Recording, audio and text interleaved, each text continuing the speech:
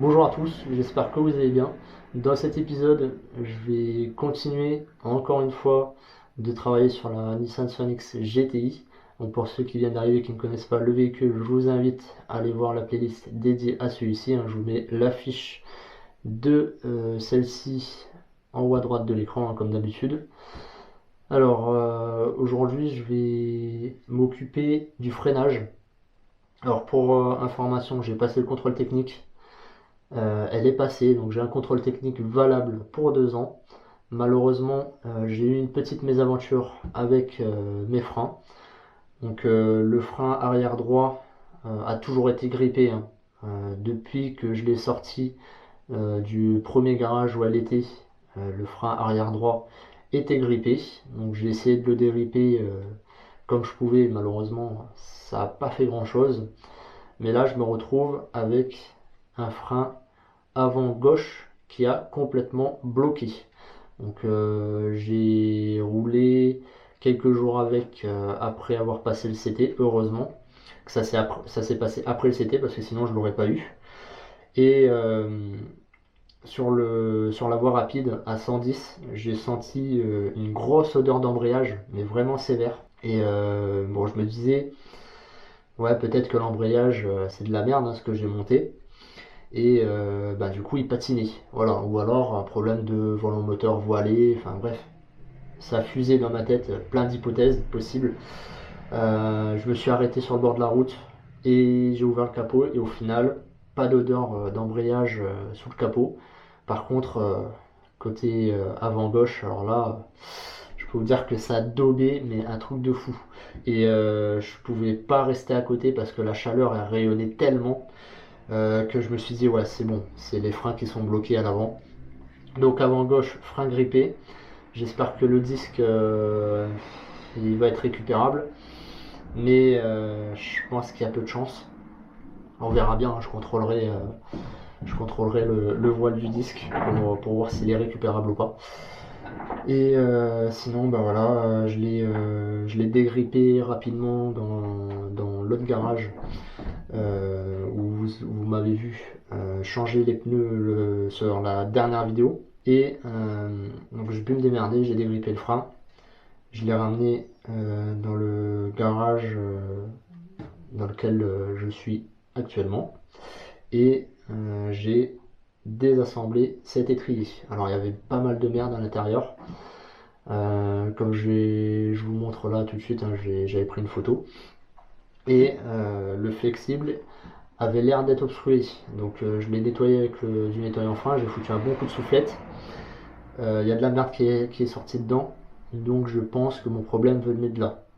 Mais voilà, je vais pas trop me fier dessus, hein. Peut-être que c'est un problème d'ABS. J'espère que c'est pas ça. Quoi qu'il en soit, dans cet épisode, je vais démonter les 3 autres étriers. Je vais les désassembler complètement afin de changer tous les joints. Au passage, je repeindrai les étriers en rouge très certainement.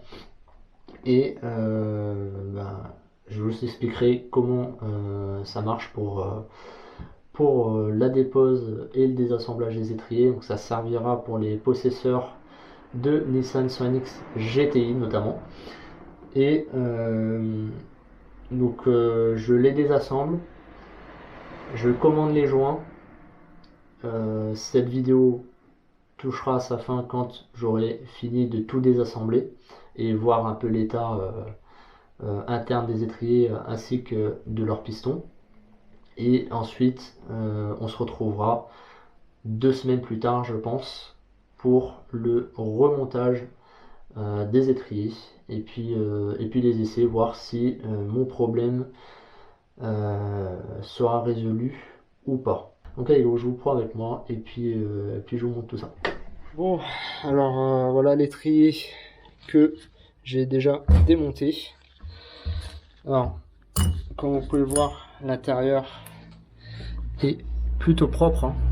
Donc j'avais déjà passé un coup de nettoyage pour voir s'il n'y avait pas de rouille.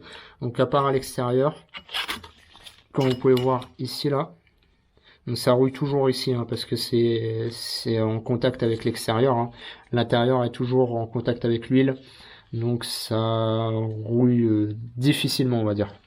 À part si c'est un véhicule qui est resté à l'arrêt pendant une dizaine d'années, ça arrive avec l'humidité qu'il y a dans le liquide de frein, ça arrive à s'oxyder et à piquer l'intérieur de l'étrier et le piston d'étrier. Donc ça, c'est démonter, c'est nettoyer, mais bon, va falloir que je nettoie bien mieux que ça, hein, pour la peinture forcément. Le flexible de frein, il est vieux, il est crade, mais il fuit pas. Donc je pense le réutiliser. Après, peut-être que je vais les remplacer, les flexibles, je ne sais pas encore. Mais là, tout de suite, je pense les garder, vu qu'ils sont en bon état. Là, bien sûr, il y a les vieux joints, ils sont tout pourris. La vis banjo, parce que là-dessus, c'est un montage avec vis banjo, hein, qui se visse à ce niveau. C'est un montage qui, je trouve, est pas mal, hein, surtout pour déposer le piston. Parce que là-dessus, il y a deux façons de déposer le piston, soit avec une soufflette, hein, comme je vais vous montrer tout à l'heure, ou soit en utilisant une rallonge de cliquer. Par contre, là, il faut faire super attention et passer à travers. Et avec un étau, appuyer jusqu'à sortir le piston. Donc voilà, si vous avez un étau qui s'ouvre assez grand. Et le piston qui est ici. Donc j'ai bombardé des WD-40, hein, histoire que ça ne rouille pas. Donc comme vous pouvez le voir là, c'est sale, mais il n'y a aucune trace de rouille et ça c'est nickel. Donc réutilisable, c'est une bonne chose. J'aurais besoin que de changer les joints, en tout cas pour l'instant, et on verra si ça règle mon souci. Les pins, donc les coulissous, sont en bon état, hein. Donc ils sont sales, hein, mais ils sont en très très bon état. Il n'y a aucune trace d'usure. Franchement, c'est un véhicule bien, qui est de gros défauts au niveau de la carrosserie. C'est un véhicule qui est relativement sain. En réalité, c'est un véhicule qui est très très sain. C'est juste qu'il a manqué d'entretien, tout simplement.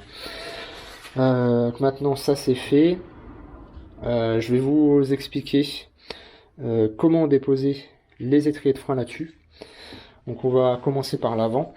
Pour déposer ça, il va falloir dévisser, débloquer déjà les deux vis qu'il y a ici et ici, et ensuite passer un tournevis, mais le passer en travers comme ça là, et essayer de choper le banc du disque ou le banc de la plaquette, mais je pense que là c'est pas vraiment possible. Donc essayez de passer le tournevis et choper le banc du disque, et puis de faire légèrement levier afin de ramener l'étrier vers l'extérieur. Ça vous donnera un petit peu de jeu, et de ce fait vous pourrez enlever l'étrier, parce que souvent sur les disques, en fait, avec l'usure, vous avez une marche sur le bord, et si vous faites pas ça, ça va être très très chiant à enlever. Sinon, ce que vous pouvez faire, vous pouvez mettre un tournevis à ce niveau là, hein. Si vous changez les comment ça s'appelle, les espèces de plaques métalliques là, qui améliorent le glissement des plaquettes. Si vous utilisez un tournevis ici, il faut absolument les changer, hein, parce que vous allez les déformer. Et puis voilà, hein. Et pour déposer le flexible de frein, si vous voulez le remplacer, bien sûr vous avez la vis ici, mais avant de faire ça, c'est une technique que j'ai vu sur YouTube. Donc c'est un autre youtubeur qui utilise ça, et moi c'est vrai que j'y avais pas pensé, mais vous savez, les bouchons comme ça là, au niveau du circuit de freinage, enfin au niveau du réservoir là, c'est pas étanche. Donc comme c'est pas étanche, et l'air peut s'engouffrer à l'intérieur, et le problème c'est que le liquide va s'écouler dès que vous allez ouvrir le circuit. Donc ce qu'il faut faire, vous prenez un sac de congélation là, vous le pliez en 4, Et une fois que vous l'avez plié, vous le mettez entre le réservoir et le bouchon et vous serrez le bouchon modérément. Il n'y a pas besoin de le claquer à fond, hein. Vous serrez un petit peu le bouchon, histoire que ce soit étanche. Et là, vous pouvez voir que mon niveau, normalement, il n'a pas descendu. Donc vous voyez, là je suis au max. Et pourtant, ça fait 2 jours que le circuit il est ouvert et que j'ai déposé l'étrier de ce côté. Donc moi ce que je fais aussi, quand j'enlève le flexible, le petit bouchon là, au niveau de la purge en caoutchouc là, vous l'enlevez et vous le mettez au niveau du tuyau en rigide là. Et ça va super bien, vous voyez là, il n'y a pas de... Ça a coulé un petit peu, mais voilà, ça coule plus. Donc ça c'est pas mal, franchement cette petite technique là c'est pas mal. Alors si je retrouve le nom du gars là, je vous mettrai le nom de sa chaîne en description. Donc pour l'avant c'est bon, j'ai pas d'autres conseils à vous donner. À l'arrière, bien sûr, faut enlever le frein à main. Là, il y aura un peu plus de choses à faire. Donc, il faut enlever la petite agrafe qui est juste là. Donc, comme à l'avant pour le flexible. Ensuite, si vous avez le loud sensing valve, c'est des rapartisseurs de freinage, je crois, si je dis pas de bêtises. Dévisser la vis à ce niveau et la vis qui a à ce niveau, donc au niveau de l'étrier.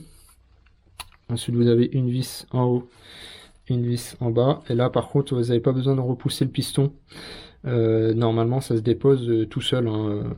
Quand le frein à main n'est plus engagé, ça se dépose relativement facilement. Alors vous avez le frein à main justement qui est derrière là, et vous avez la même épingle juste en bas là, je vous mettrai une petite flèche. Vous enlevez l'épingle et ensuite vous dégagez le câble et vous l'enlevez du crochet ici. Et puis voilà, ça se démonte bien. Donc je vais démonter ça et puis on se reprend quand tout sera sur l'établi. Bon bah ça y est, hein, c'est déposé, hein.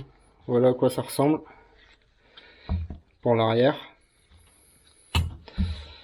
Hop. Voilà, donc c'est celui-là, hein, qui est grippé.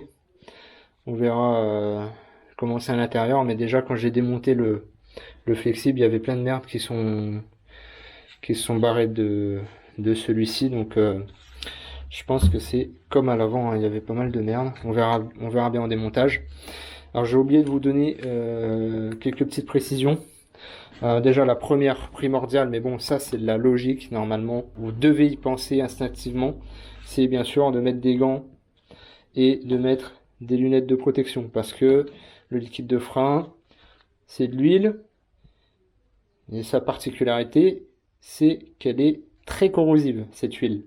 Donc en avoir dans les yeux c'est pas ouf, et ça je vous le dis en connaissance de cause. Parce que j'en ai déjà reçu dans les yeux une fois quand j'étais apprenti, et je peux vous dire que ça fait très très mal. Alors pour du coup l'extraction du flexible de frein, que ce soit à l'avant ou à l'arrière, bien sûr il y a des petites agrafes comme ça là aussi qui le retiennent.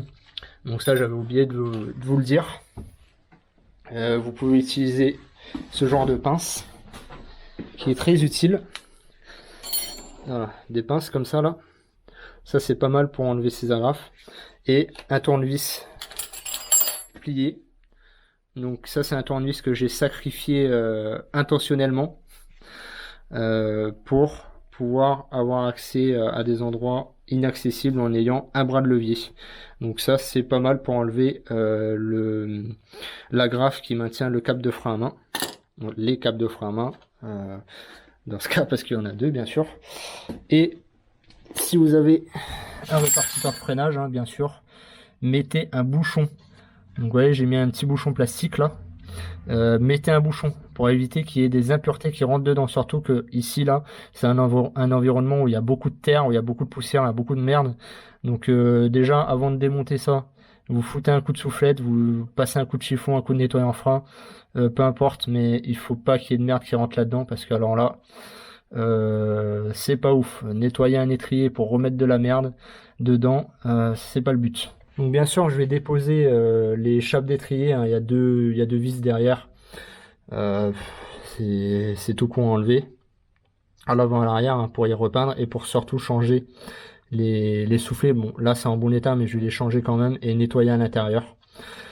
À savoir que là-dessus, les coulisseaux se trouvent toujours en neuf, pas à l'avant. À l'avant, c'est particulier. On n'en trouve pas en neuf, malheureusement, mais à l'arrière, ça se trouve encore en neuf. Alors, faut faire attention parce que les vis sont différentes. Là, il y a côté réparation de freinage, la vis, elle est comme ça. Donc, c'est une vis qui est assez longue, alors que côté étrier, la vis, elle est beaucoup plus courte. Voilà. Donc sinon, les flexibles, vous pouvez les mélanger, hein, c'est pas grave, hein. Il y a un flexible, il n'y a pas un droit, un gauche, hein, c'est les mêmes. Par contre, les étriers, il y a un droit, un gauche, mais ça, il n'y a pas de problème, vous pouvez les mélanger. Vous avez un petit L ici pour left et R ici pour right, donc vous savez euh, euh, où il se remonte. Puis de toute façon, vous ne pouvez pas vous tromper. Par contre, pour le désassemblage des étriers, il faut bien repérer les pièces.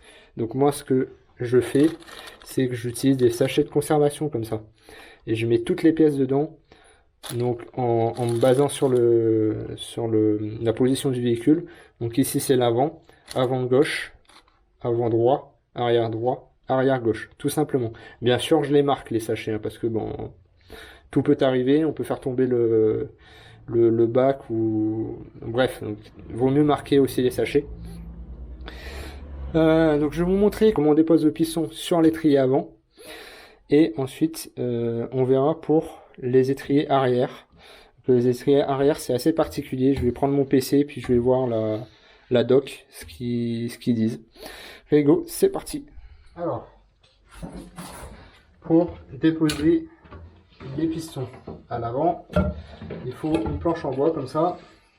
Il faut ce genre de soufflette avec un embout adapté à l'orifice au niveau de l'arrivée de fluide de votre étrier, et simplement, bien sûr en portant toujours des lunettes de sécurité, des gants, et en évitant de faire ce que je fais là, c'est-à-dire mettre mes doigts comme ça là, parce que là je vais mettre de la pression et le piston va partir. Sauf que quand il va partir, ça va claquer très très fort. Donc là on maintient et simplement on a juste à mettre de la pression tout doucement. Vous voyez là, il commence à sortir. J'espère que vous voyez bien. Ouais. Donc là, je mets de la pression doucement, doucement. Hop là. Vous voyez comment ça claque? Alors là, si vous avez vos doigts là-dedans, je peux vous dire que ça fait très très mal. Et pareil, si vous ne mettez pas de planche en bois, votre piston là, vous lui dites au revoir. Parce qu'il va éclater. Ou en tout cas, il va se fêler. Enfin, ça sera de la merde. Hop, on enlève ça. Et là, on enlève avec précaution le piston. Et comme vous pouvez le voir là, c'est dégueulasse. Alors, c'est pas de la rouille, hein. On dirait de la rouille, mais c'est pas de la rouille. Et à l'intérieur, comment c'est? Ouais, il y a de la merde quand même. Donc là, il y a un petit anneau métallique. Ici. Donc il y a un petit anneau comme ça là. Enlevé. Est-ce que j'ai... Oui, j'ai une petite pointe. Donc ça, c'est pas mal les pointes comme ça là, pour faire des étriers. Donc, où est-ce qu'il est le bout? Après, il faut le trouver le truc là. Ce qu'on peut faire, on peut tirer aussi sur le joint. De toute façon, on ne garde pas.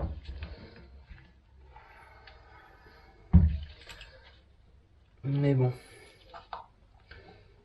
Je vais peut-être prendre un petit tournevis si j'en trouve un. Allez, j'en ai un comme ça. Ça ira très très bien.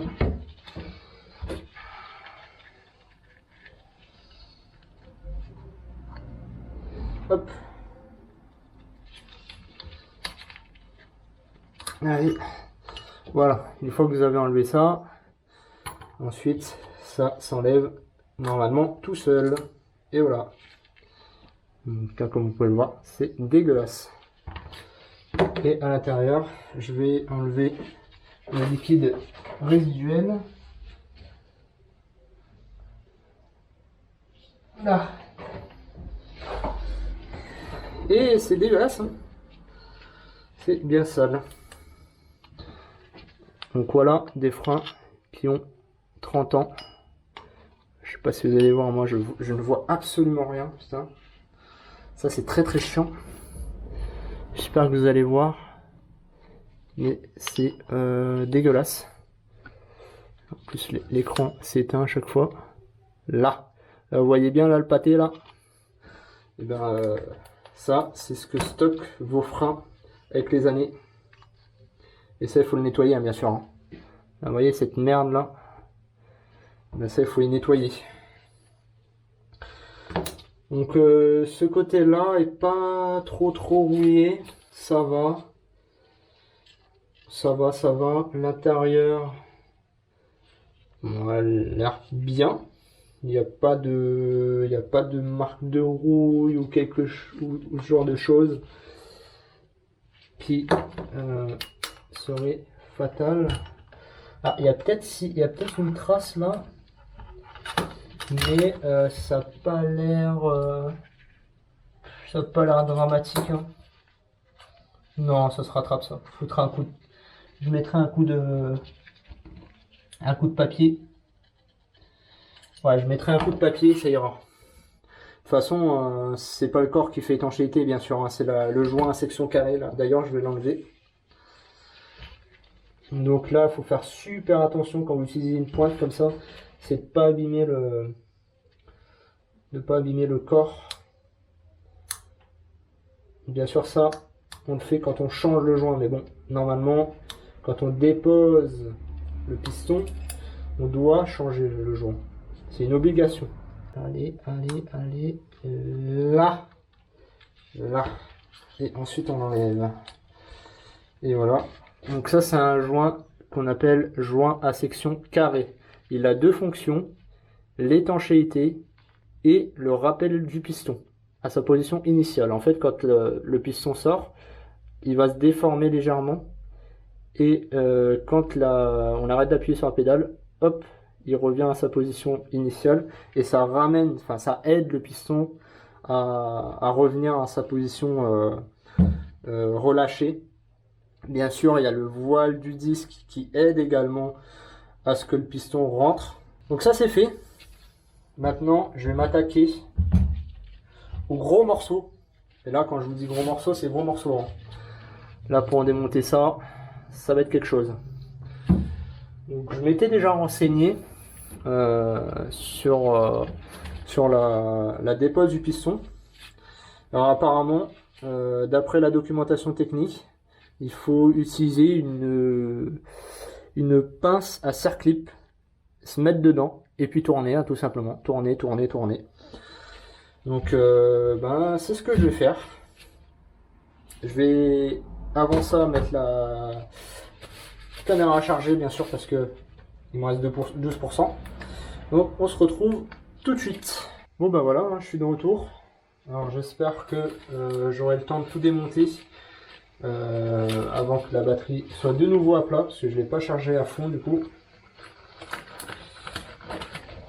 Alors pour commencer, donc j'ai la procédure sous les yeux. Alors, je remonte un petit peu. Bien sûr, il y a deux types d'étriers. Hein. Il y a le AD7HA et le CL9HA. Donc ici, moi, ce que j'ai, c'est un CL9HA. Donc, là, ce que je vais faire déjà, c'est retirer cette pièce-là. C'est une plaque métallique. Anti-bruit, j'imagine. Alors, si je peux l'enlever, je ne sais pas si je peux l'enlever comme ça. Ou s'il faut que je désassemble le piston. Non, c'est bon. Il aurait fallu peut-être à la limite que je ramène le piston à sa position à fond rentrer, mais bon, il n'y a pas besoin. Et puis de toute façon, il faut que je l'enlève. Donc, on prend une pince comme ça et on vient se prendre à l'intérieur et puis on tourne sens anti-horaire. Allez, est-ce que c'est le côté qui était grippé ça? Ouais, R, donc c'est le côté qui était grippé. On va voir si j'arrive à le dévisser comme ça. Mais d'après moi, ça va être compliqué parce que eux ils disent de faire ça avec une pince à serre-clip, mais j'ai pas trop confiance. Hein. Ah si, ça y va, mais c'est assez merdique. En fait, faut pas appuyer. C'est comme il y a des pentes. Hop, ça a tendance, la pince a tendance à ripper. Donc faut y aller tout doucement. Et j'ai le liquide de frein qui est en train de s'écouler. Je suis en train de saloper mon caoutchouc là. Mais bon, de toute façon, il faut que j'échange ça. Parce que c'est mort avec l'huile, forcément. Bon, il n'était pas si grippé que ça, mais on sent quand même qu'il y a une résistance. Hein.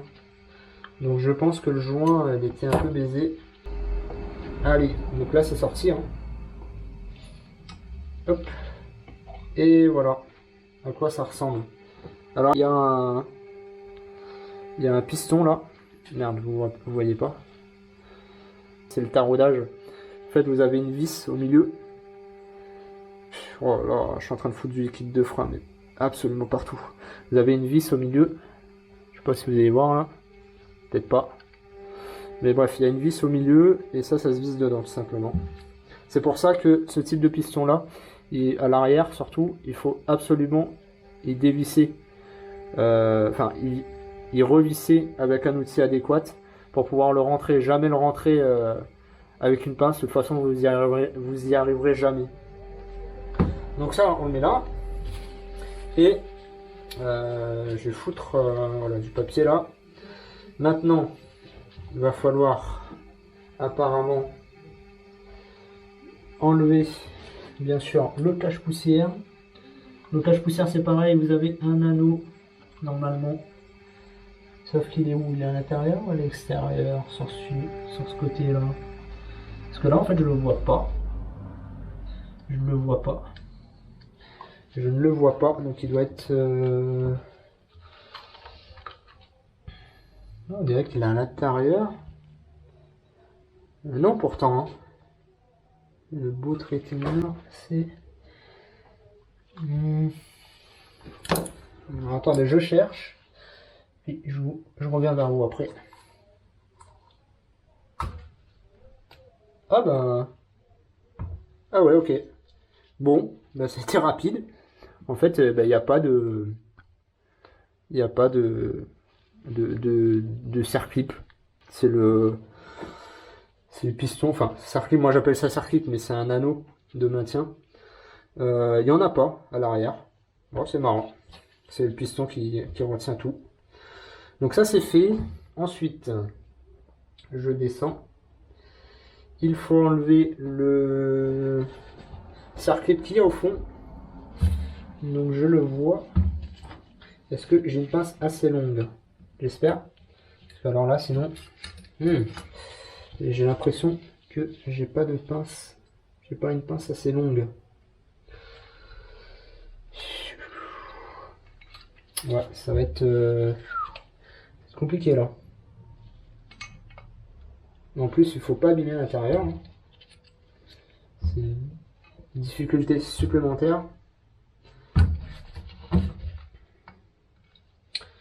Donc je fais ça, puis je vous reprends, hein, simplement. Bon, bah écoutez, comme je le pensais, j'y arrive pas.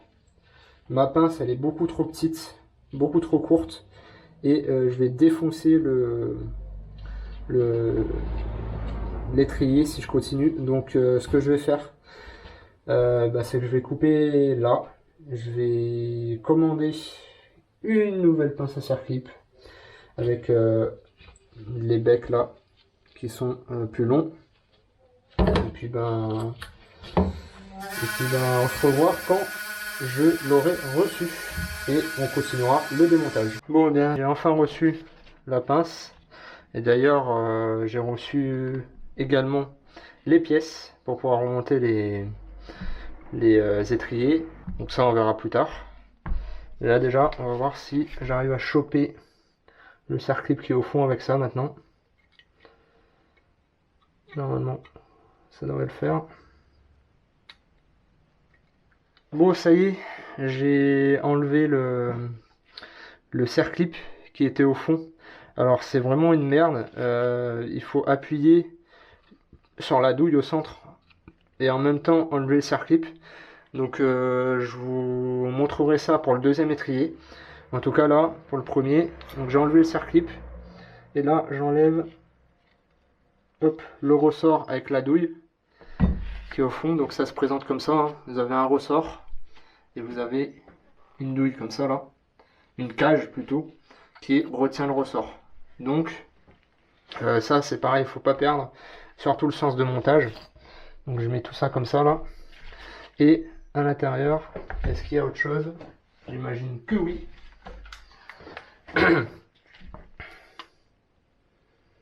Alors au fond, il y a encore un circlip. Donc je l'enlève et puis je reviens vers vous. Bon, là, finalement j'ai fini par tout désassembler à l'étau. Parce que vraiment c'est une galère. Donc à l'intérieur, j'ai enlevé le circlip qui est par ici là. Donc voilà, il y a deux circlips. Donc ça c'est le premier circlip pour la cage avec le ressort. Et le deuxième circlip qui est au fond, qui retient cette pièce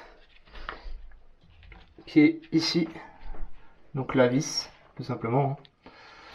Et il y a un petit téton comme ça là, au bout. Donc ça c'est quelque chose qu'il faut surtout pas perdre. Il y a la petite rondelle là que je voulais enlever tout à l'heure. Elle peut s'enlever, mais je vais la laisser. Et il y a cette pièce là, ce disque. Il faut faire bien attention parce qu'il y a un petit téton ici qu'il va falloir remettre comme il faut au fond de l'étrier quand on remontera. Donc ça c'est bon, c'est démonté. Maintenant il va rester à enlever cette vis ici. Donc si je regarde dans le kit neuf, il est ici. Ce joint que j'ai enlevé là, c'est un cache-poussière je crois. Puis il n'est pas censé avoir du liquide de frein ici. Donc c'est ce joint là. Voilà, alors, je sais pas si vous allez bien voir. Noir sur noir, c'est pas évident. Donc c'est ce joint là. Et de ce que je vois, il a l'air de se démonter plutôt bien, je pense. Après c'est vrai que celui-là il est en bon état, ça me fait chier de l'enlever. Ça me fait un peu chier de l'enlever, mais quand on fait ce genre de truc, ce genre d'opération là, vaut mieux pas y faire à moitié.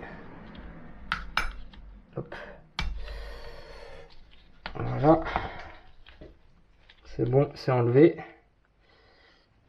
Et ensuite, on enlève la vis qui est au fond. Enfin, c'est plus un levier, pardon. Vous voyez pas. C'est plus un levier. Et il y a de la graisse ici. Donc, faudra bien penser à en remettre. Et il y a aussi, je vois au fond, alors je sais pas si je vais pouvoir l'enlever. Non, c'est rentré en force. Il y a un roulement. Il y a un roulement à aiguille qui est ouvert de ce côté là. Donc ça, il n'y est pas dans le kit. Alors il faut absolument le conserver, hein. Faut pas essayer de l'enlever ou que sais-je. De toute façon ça s'use pas, hein. C'est pour le frein de stationnement, ça s'use jamais, hein. Donc ben voilà, hein. Ça c'est désassemblé. Un désassemblé. Maintenant que je sais faire, et ben je vais vous mettre au niveau de l'étau là-bas. Et puis bah je vous montre réellement étape par étape comment on y démonte. Ok go, c'est parti, je vous ramène là-bas et puis on voit ça tout de suite. Alors j'ai déjà fait certaines choses, comme retirer le piston. Si vous avez un repousse-piston, je vous invite à utiliser la vis avec la flasque adaptée pour l'enlever à la main. Il n'y a pas besoin de la plaque d'appui. Donc c'est vrai que j'y ai pas pensé à le faire comme ça. Mais là, c'était vraiment galère de ce côté à l'enlever avec la pince à serre-clip. Donc faites-le comme ça, ce sera beaucoup plus simple. Vous allez moins vous faire chier. J'ai enlevé donc, je vous dis, j'ai enlevé le piston, j'ai enlevé le cache-poussière et j'ai enlevé le ressort. Donc vous passez un tournevis à ce niveau là et vous le faites sauter. Alors c'est très très chiant. Ça va être vraiment sportif pour le remettre quand j'aurai fini de le refaire. Enfin de les refaire ces étriers là à l'arrière. Donc maintenant ce que je vais faire, c'est que je vais enlever le support ici de câble de frein à main et le levier extérieur pour le frein à main également. Donc moi j'utilise des cales en bois comme ça pour bloquer la pièce dans l'étau. Bien sûr ça va être très très chiant, mais j'ai que ça pour l'instant, j'ai pas de mort doux. Donc ce que je fais, je bloque ça comme ça, hop, on serre bien comme ça, et ensuite il y a juste à dévisser, hein. Et c'est serré très très fort. Donc on va utiliser la petite technique de la rallonge. On va mettre la clé comme ça. Et voilà, c'est débloqué. Donc bien sûr, il faut maintenir l'étrier. Là.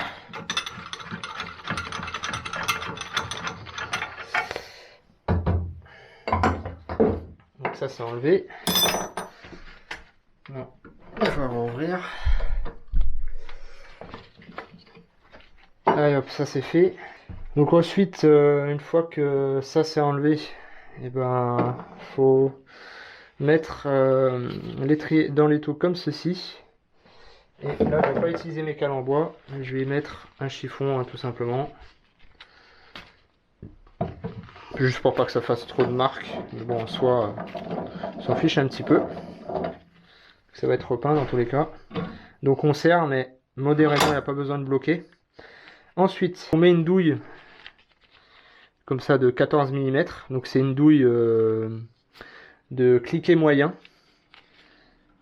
Vous la posez comme ça. Et ensuite, il va vous falloir un petit arrache comme ça là. Vous le positionnez, vous serrez. Voilà. Poussez bien la douille là-bas. Et ensuite, il y a juste à serrer tout doucement, tout doucement, tout doucement, tout doucement. Et à un moment donné, là, vous sentez une résistance, vous vous arrêtez. Et maintenant, il va falloir choper le serre-clip qui est au fond. Donc rien de plus simple. Il faut prendre la pince à serre-clip là, aller tout au fond et choper les deux trous. Je vais dévisser la vis en même temps afin de repousser le serre-clip tout simplement. On va voir si ça fonctionne.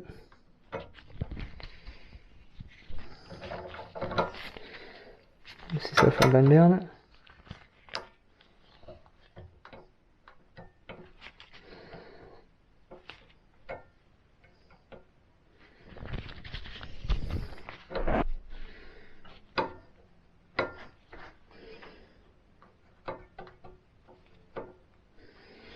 Bon, ça a l'air de faire, hein, on verra bien. Et oui, c'est bon. Allez hop. Donc si vous êtes bloqué comme moi, bah vous faites ça. Et de toute façon là il va falloir voilà, dévisser complètement. Vous enlevez le circlip, bien sûr vous le gardez précieusement. Et il y a un sens, il faut faire attention, il y a un sens. Je vous expliquerai ça au remontage. Et voilà. On regarde si on a... On vient d'abîmer, mais bon. Non, ça va. Ça va, c'est plutôt propre là-dedans, hein, quand même. Et on peut s'aider, bien sûr, d'un aimant pour enlever le ressort avec sa cage. Hop, la cage et le ressort. Et je garde tout dans le même sens. Et ensuite, il va falloir enlever le cercle-pic qui est au fond. Et là, pour celui-là, c'est easy normalement. Il y a zéro contrainte. Voilà, hop, on l'enlève très très facilement. Et on peut enlever la vis. Pour enlever la vis, c'est simple, hein. Vous poussez dessus avec le levier là. Vous faites manœuvrer comme ça. Et la vis, elle va sortir tout doucement. Donc on fait attention à pas perdre la pine qui est au fond là. Et ensuite, tout simplement, il va falloir enlever ça. Et pour enlever ça, et il y a juste à... Je dégage la lampe parce que j'en ai plus besoin. Il y a juste à prendre les deux morts là.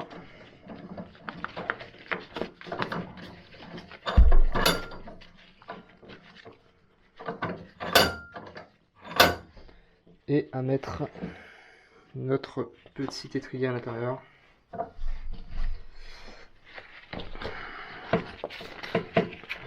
Ça va être bien chiant. Là. Une fois que ça c'est fait, on serre bien.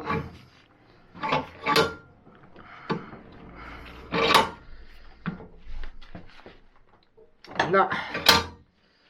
Et puis on dévisse. Hein. Bien sûr, on maintient l'étrier dans cette position. Ah, oula, celui-là il est serré très très fortement.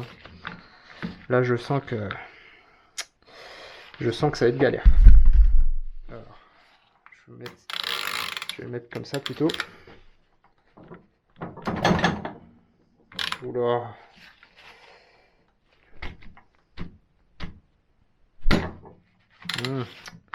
Ouais, même là ça va être très très chiant, putain. C'est une galère encore celui-là. Et serré à mort ce con. On va serrer, hein. Ah.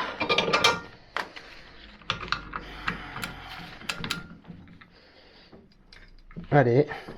Ah, enfin, c'est bon. C'est bon, j'ai réussi à l'enlever. C'était pas gagné, hein. Donc là, on enlève le gros écrou. On desserre les morts de l'étau. Là. Et on enlève la rondelle, frein. Et ensuite là, il va falloir mettre le levier dans cette position pour pouvoir l'enlever. Et voilà, ça c'est enlevé. Et ensuite, il y a juste à enlever le caoutchouc ici, enlever le levier ici. Et puis voilà, hein, prêt à nettoyer. Donc là, je vais vous montrer un peu l'intérieur.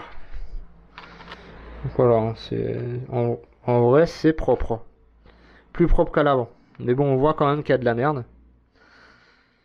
Donc bon, on verra pour la suite. Hein. Bon, ça y est, les étriers de frein à l'arrière sont complètement désassemblés. Alors, je voulais vous donner une petite précision, bien sûr, pour enlever ce cache-poussière.